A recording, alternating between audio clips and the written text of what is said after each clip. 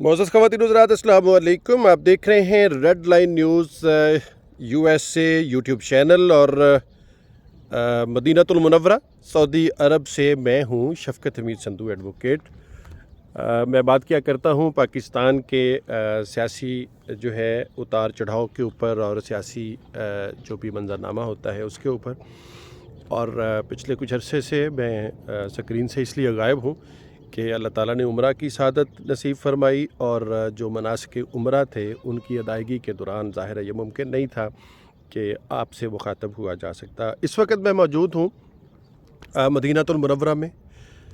उस रियासत मदीना में जिसको इमरान ख़ान इस वक्त पाकिस्तान के अंदर जो है वो कोट करते हैं कि वो पाकिस्तान को रियासत मदीना की तर्ज पर जो है वो उठाना चाहते हैं। और उसी रियासत मदीना को जो है लेकर अपोजिशन उनके ऊपर तनकीद के निश्तर जो है वो चलाया करती है कि ये कौन सी रियासत मदीना है जिसके अंदर ये और वो जो है वो इमरान ख़ान या उनके हवारी जो है वो करते हैं। हमारा रियासत मदीना एक इन टर्म है पाकिस्तान के अंदर, लेकिन हम इस वक्त जो है आपसे मुखातब है उसी रियासत मदीना से। और आप मेरे पीछे मेरे अक़ब में जो पहाड़ आप देख रहे हैं ये वो उहद का पहाड़ है जिस पर ग़ज़वा उहद हुआ और रसालत मआब सल्लल्लाहु अलैहि वसल्लम के दंदाने मुबारक जो हैं वो शहीद हुए। ये दूसरा ग़ज़वा था रियासत मदीना के क़याम के बाद और ग़ज़वा बदर के बाद, और इसमें भी बहरहाल कामयाबी जो है वो उसने कदम चूमे थे मुसलमानों के अक़लियत में होने के बावजूद। बहरहाल ये हमारा मौजू नहीं है। हमारा मौजू ये है कि पाकिस्तान की सियासत जो है वो कौन सी करवटें ले रही है। आज एक नवीद सुबह इनकलाब जो है वो तुलू हुई है पाकिस्तान के अंदर मेरी नज़र में, और उन तमाम लोगों की नज़र में जो यही ख्वाब देखते हैं कि पाकिस्तान के अंदर रूल ऑफ लॉ जो है वो कायम हो जाए, उसका एहतराम कायम हो जाए और हर शख्स जो है वो ख़ुद को ये समझ ले कि वो कानून का पाबंद है, वो आइन का पाबंद है, तो पाकिस्तान जो है वो सफ़र शुरू कर सकेगा जो कि तरक्की की जानब जाता है, जो कि इस्तेहकाम की जानब जाता है, जो कि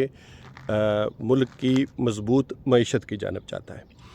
नज़रिए ज़रूरत के तहत मुल्क में बेतहाशा तजर्बात जो है वो करने के बाद पाकिस्तान 75 साल के बाद भी वहीं खड़ा है, बल्कि कुछ पीछे का सफ़र उसने बैकवर्ड ट्रैवल किया है, जबकि उसके साथ मार्ज़ वजूद में आने वाले दीगर ममालिक जो हैं वो कहाँ से कहाँ पहुँच गए हैं। बांग्लादेश है, चाइना है, इंडिया है। आज जो करवट ली है पाकिस्तान के अंदर एक इनकलाब ने, वो ये है कि सुप्रीम कोर्ट ने, मोअस्सस जजेस ने नज़रिया ज़रूरत को दफन करके आइन को जो है वो सुप्रीम करार देते हुए और अवाम जो है पाकिस्तान की उनको ये हक़ देते हुए कि वो ही इंतखाब करें और आइन के मुताबिक 90 दिन के अंदर इंतखाब करें कि जिन दो सूबों की असम्बलियाँ तहलील हो चुकी हैं उनकी क़यादत किसने करनी है। और मौजूदा हुकूमत जो कि काफ़ी अरसे से इस भाग दौड़ में थी कि किसी तरह से इन इंतखाबात से बचा जा सके, क्योंकि उनकी जो अवामी मकबूलियत है उसका ग्राफ काफ़ी जो है वो नीचे है। लेकिन बहरहाल उसके लिए उन्होंने बहुत सारे ऐसे इक़दाम उठाए हैं जो कि हमें मुस्तक़बिल में मालूम होगा कि ये कितने बड़े जो है वो आइन मुखालिफ इक़दाम थे। और आज एक और बड़ा कदम उठाया गया है जब पाकिस्तान की मौजूदा काबीना ने ये कह दिया है कि वो मुस्तरद करते हैं उस फ़ैसले को जो सुप्रीम कोर्ट के चीफ़ जस्टिस की सरबराही में 3 रुकनी बेंच ने जारी किया है। अब ये एक बहुत बड़ा बहरान है और इस बहरान के अंदर से जो है बहुत सारी मुसीबतें जो हैं वो जन्म ले सकती हैं। अगर हुकूमत के अंदर मौजूद सारी कैबिनेट, जिसमें वज़ीर दफ़ा भी होंगे, जिसमें वज़ीर दाखिला भी होंगे, जिसमें वज़ीर ख़ारजा भी होंगे, जिसके अंदर जो है वो वज़ीर ख़ज़ाना भी होंगे, तो ये तमाम बैसाखियाँ जिनके ऊपर गवर्नमेंट खड़ी होती है उनके वज़रा अगर और बशमूल वज़ीर कानून अगर वो ये कहते हैं कि वो नहीं मानते हैं उस हुक्म को जो सुप्रीम कोर्ट देती है पाकिस्तान की, तो कितना बड़ा बहरान जन्म लेगा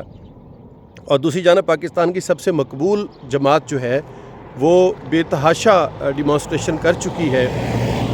اور ان کے حق میں یہ فیصلہ آیا ہے، اور وکلاء کی ایک بڑی تعداد اور پاکستان کے اندر موجود ڈسٹرکٹ بارز ہیں ان کی جانب سے اور دیگر جو وکلاء کی تنظیمات ہیں ان کی جانب سے بھی یہ اندیا سامنے آ چکا ہے کہ وہ سپریم کورٹ کے فیصلے کے ساتھ کھڑے ہوں گے، تو کتنا بڑا بحران جنم لے سکتا ہے۔ اب میری رائے میں اور ملک کے ساتھ محبت رکھنے والے تمام لوگوں کی رائے میں حکومت وقت کو یہی جو ہے وہ تجویز دینا سب سے معقول بات ہوگی کہ ان کو اپنی ہار بھی نظر آتی ہے تو انہیں فیصلہ ضرور تسلیم کرنا چاہیے تاکہ ملک کا نظم و نسق جو ہے وہ چلتا رہے، ملک کے اندر آئین جو ہے اس کا احترام قائم رہے اور ملک جو ہے وہ آگے بڑھے، چاہے کسی کی بھی جو ہے وہ حکومت آتی ہے۔ اور یہ تو ہوتا ہے کہ آپ ایک حکومت کرتے ہیں پر اگلی حکومت آپ کو نہیں ملتی ہے۔ تو آپ نے عمران خان سے حکومت چھینی تھی عدم اعتماد کر کے، اب وہ آپ سے چھین رہے ہیں، انہوں نے اس وقت قبول کیا تھا، آپ اس وقت قبول کریں، اور وہ تو اس طرح نہیں چھین رہے جس طرح آپ نے چھینی تھی، وہ تو عوام کے اندر جانا چاہ رہے ہیں۔ تو آپ کو بالکل یہ تسلیم کرنا چاہیے اور بالکل کوئی نئی جنگ نہیں شروع کرنی چاہیے جو ملک کی ڈوبتی ہوئی معیشت کو مزید جو ہے وہ ڈبو دے۔ اور جو موقف اختیار کیا ہے پی ڈی ایم نے وہ بڑا مضحکہ خیز ہے۔ میں بطور ایک اسٹوڈنٹ آف لاء بھی اس پہ تبصرہ کرتا ہوں کہ پی ڈی ایم کی حکومت یہ کہہ رہی ہے، پاکستان کی حکومت یہ کہہ رہی ہے کہ یہ فیصلہ جو ہے یہ اقلیتی بینچ کا فیصلہ ہے، تو بڑی جلدی سے یہ دیکھا جا سکتا ہے کہ سب سے پہلے 9 رکنی بینچ نے یہ معاملہ ٹیک اپ کیا تھا، جس میں سے 2 ججز کے اوپر اسی گورنمنٹ نے اور پی ٹی آئی کے علاوہ دیگر سیاسی جماعتوں نے تنقید کی تھی، تو وہ 2 جج علیحدہ ہو گئے۔ اس کے بعد 2 ججز جو ہیں وہ علیحدہ ہو گئے اپنی مرضی سے، نہ انہیں کسی نے نکالا نہ جو ہے ان کے اوپر تنقید ہوئی، وہ علیحدہ ہو گئے۔ تو 5 ججز کے لیے پھر ایک فیصلہ ہوا کہ نیا جو ہے وہ بنایا جائے بینچ۔ اس بینچ کی تشکیل میں 5 ججز پر مشتمل بینچ تشکیل پایا۔ وہ 5 ججز جو ہیں انہوں نے ایک فیصلہ لکھا جس کا پہلا جملہ ہی یہ ہے کہ 3-2 کی میجورٹی سے یہ فیصلہ دیا جاتا ہے کہ 90 دن کے اندر آئین کے مطابق پاکستان میں انتخابات ہونا ضروری ہے۔ اب اس کے بعد کیا گنجائش رہ جاتی ہے یہ کہنے کہ یہ 3-2 کا فیصلہ نہیں ہے، یہ 4-2 کا فیصلہ ہے، یا اس طرح سے ہے یا اس طرح سے ہے، یا یہ کہنا کہ ہم اس فیصلے کو مسترد کرتے ہیں، یہ قانونی لحاظ سے، آئینی لحاظ سے ممکن نہیں ہے۔ یہ اسی طرح ممکن نہیں ہے جس طرح کل ہونے والی پروسیڈنگ میں چیف جسٹس نے کہا تھا کہ آپ لکھ کر دیجئے جو لوگ یہ کہتے ہیں کہ ہم بائی کاٹ کرتے ہیں سپریم کورٹ کی اس پروسیڈنگ کا، تو کوئی لکھ کے نہیں دے سکا تھا، حالانکہ یہ متحدہ پی ڈی ایم جو ہے یہ ان کا ہی ورشن تھا کہ وہ سپریم کورٹ کی پروسیڈنگ کا بائی کاٹ کر رہے ہیں، لیکن لکھ کے نہیں دیا جا سکا کیونکہ قانونی طور پہ اس کی کوئی حیثیت نہیں تھی۔ اسی طرح اس فیصلے کو مسترد کرنے کی بھی کوئی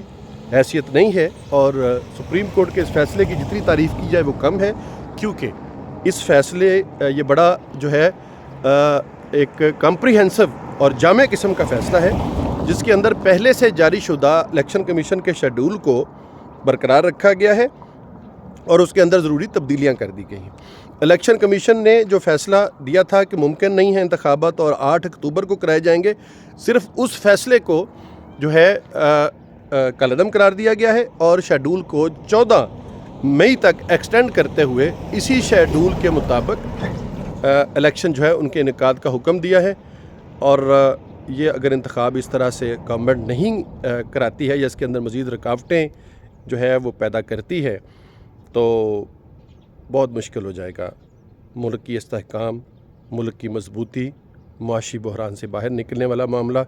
بہت مشکل ہو جائے گا۔ اللہ تعالیٰ ہمارے حکمرانوں کو بھی اور اپوزیشن کے لوگوں کو بھی عقل سلیم عطا فرمائے۔ اور جبل احد آپ جو دیکھ رہے ہیں بیک گراؤنڈ میں،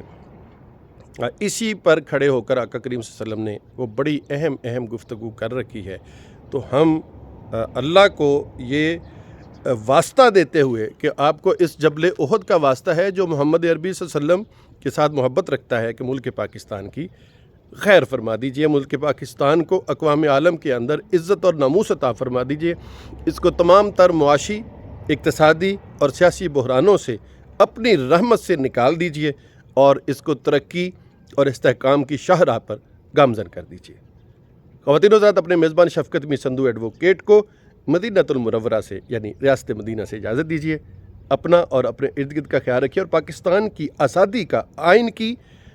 عملداری کا بھی خیال کیجیے۔ پاکستان زندہ باد، پاکستان پائندہ باد۔